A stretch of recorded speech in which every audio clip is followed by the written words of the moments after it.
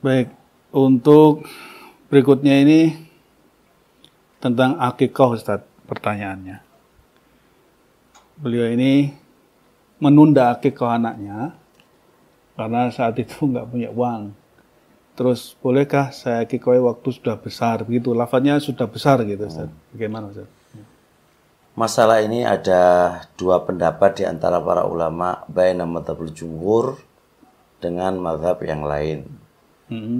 Mazhab Zahiriyah dan baina madzhabul jumhur. Kalau madzhabul jumhur, kalau sudah lepas dari 7 hari, itu sudah nggak ada lagi. Nah, Zahiriyah berpendapat tetap termasuk bagian daripada utang. Kapan aja kalau dia mampu ya harus ditunaikan. Nah, bertabrakan ini kalau saya lihat benang merahnya terletak di dua hadis yang lahirnya itu pertentangan. Hadis yang pertama kata Rasulullah SAW, kullu hulamin murtahanun bi aqiqati. Setiap anak itu tergadekan dengan akikohnya. Doanya hadis yang namanya tergadekan dengan akikohnya berarti kalau belum diakikohi berarti masih tergadekan. Sampai gede pun tetap tergadekan. Dan dia nggak akan lepas kecuali dengan diakikohi. Ini menuntut berarti nggak terikat dengan waktu. Kata pendapat jumhur al-ilm, ada hadis yang dijadikan tolak ukurnya, yaitu kata Rasulullah SAW, yu'akul gulamu yauma sabi'i. Si anak itu diakikoi di hari ketujuhnya, yauma sabi'i. Saya dulu condong pendapat jumhur, awal-awal saya membahas, terus di akhir-akhir ini saya menyatakan perkaranya luas insya Allah. Karena dalil yang dipakai oleh jumhur nggak terlalu sorih, nggak terlalu gamblang, itu adalah bentuk pengikatan waktu. Karena bahasanya ya ukul gulamu yauma. Yauma itu hanya sekedar dzaraf saja, nggak ada istilahnya di ilmu balaghah itu nggak ada istilahnya pembatasan, tuh nggak ada.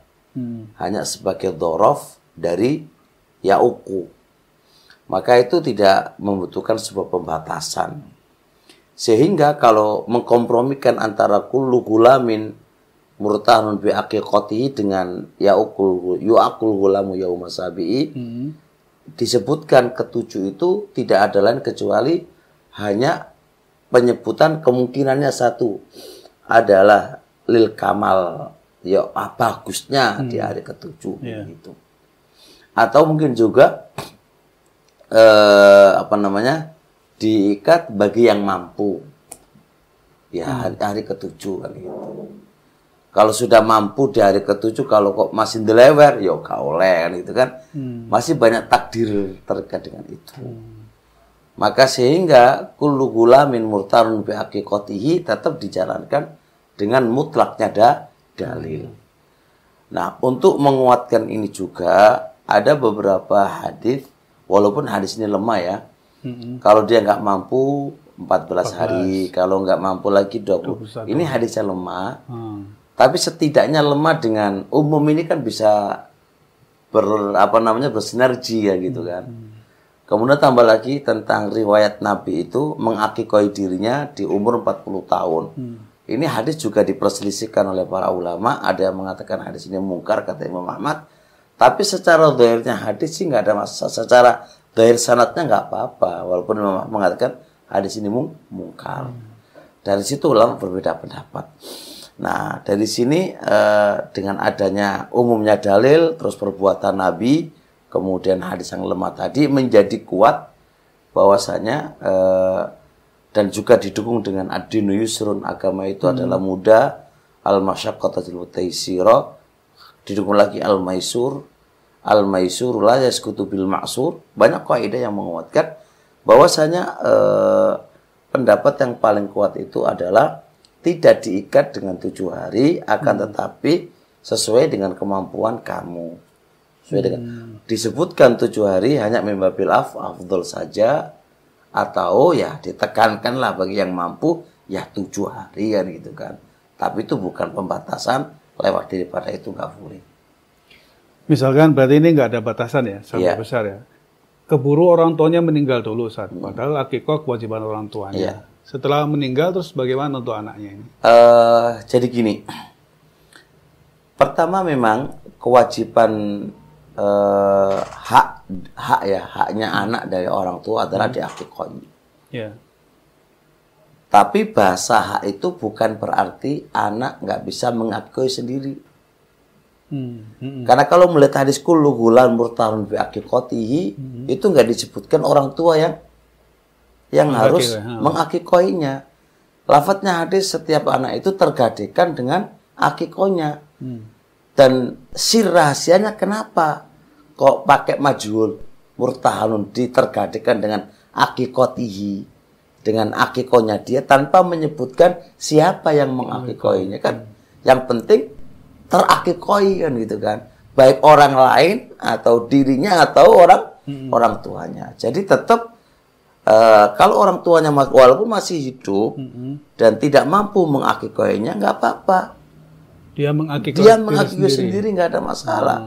Jadi bahasanya gini loh, bahasa hak itu memang tanggung jawab orang tua. Tapi ketika orang tua itu nggak ada kemampuan, bukankah ada kaidah la wajiba ma'al ajz? Nggak ada kewajiban bagi yang tidak mampu. Nah, bagaimana kalau dia nggak mampu terus kemudian akikohnya apa? Dirinya sendiri tergadekan kan? Otomatis ya dia harus membuka gade itu dengan dari dia sendiri biar lepas. Berarti kalau mengakikoi diri sendiri itu tidak berdalil dengan Nabi mengakikoi diri sendiri. Ya bisa jadi kayak itu juga. Bisa kayak itu juga. Kan itu kan kenapa anak nggak pakai tadi? Mungkin antum bisa bantah hadisnya lemah kan gitu kan. Ya. Kalau hadisnya sahih udah selesai urusannya kan. Cuma pertanyaan yang kedua, siapa yang melarang kalau dirinya memakai nggak boleh? Kan gitu kan? Ya. Kan nggak ada larangan. Jadi poinnya di murtahanun ya. Iya. Dia harus bebaskan dirinya. Bebaskan itu. Ya, Khair. Sekarang mungkin pertanyaan dari jamaah juga bertanya, Ustaz, murtahan itu maksudnya bagaimana, Ustaz? Iya, para ulama itu berbeda pendapat di sini ini. Yang saya condongi adalah ucapan Ibnu Qayyim dalam kitab Tuhfatul Maulud. Saya baca itu, Masya Allah. Jadi,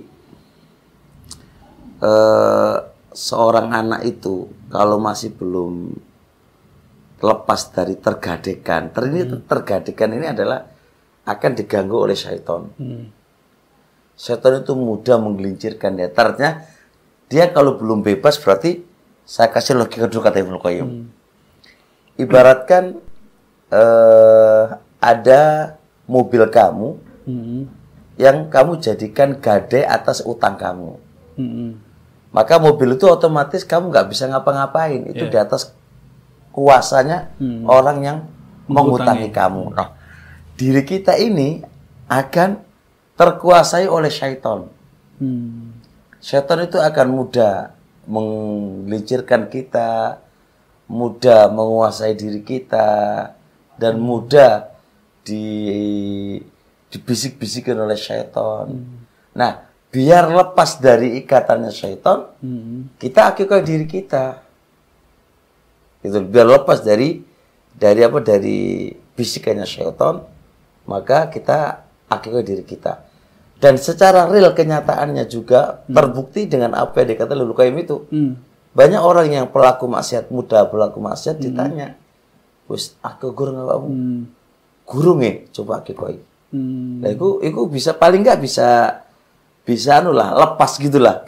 Walaupun lepas ya tetap bukan berarti maksum gitu. Maksum ya enggak. Tapi yang namanya udah lepas dari ikatannya orang itu ya nyaman hidupnya gitu loh. Itu mana tergadekan. Sekarang tergade itu berarti kalau mana ini hanya sebatas dunia atau nanti berlanjut di akhirat kaitan dengan tergade ini, Ustaz?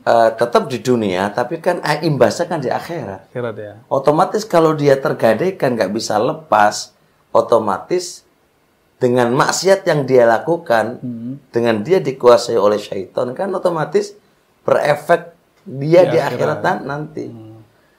Apakah dia berdosa nggak mengakui dirinya? Nah ini beda lagi babnya karena akikah ada dua pendapat di antara mereka kan. Gitu loh.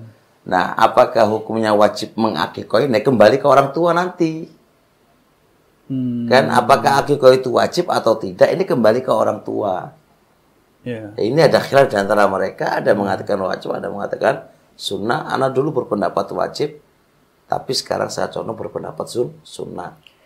Ya berarti untuk urusan murtahan di akhirat itu sebenarnya nggak ada ya. Misalkan nasib orang yang nggak dihakikai ini di akhiratnya itu tetap statusnya murtahan. Enggak ya. Berarti saya belum pernah dapat penjelasan. Berarti itu di dunia saja. Iya di dunia itu. Murtahan dengan syaitan tadi ya. Iya karena sudah selesai nggak ada taklif lagi setelah di akhirat. Iya. Mau diapain lagi? Iya. Udah gak ada taklif lagi. Barangkali hisapnya nanti enggak apa gitu. Sudah gak ada taklif, Ustaz. Ya? Sudah selesai taklifnya, Ustaz. Ya, khair insyaallah. Itu insyaallah sudah jelas ya para jamaah khususnya yang bertanya ini. Alhamdulillah.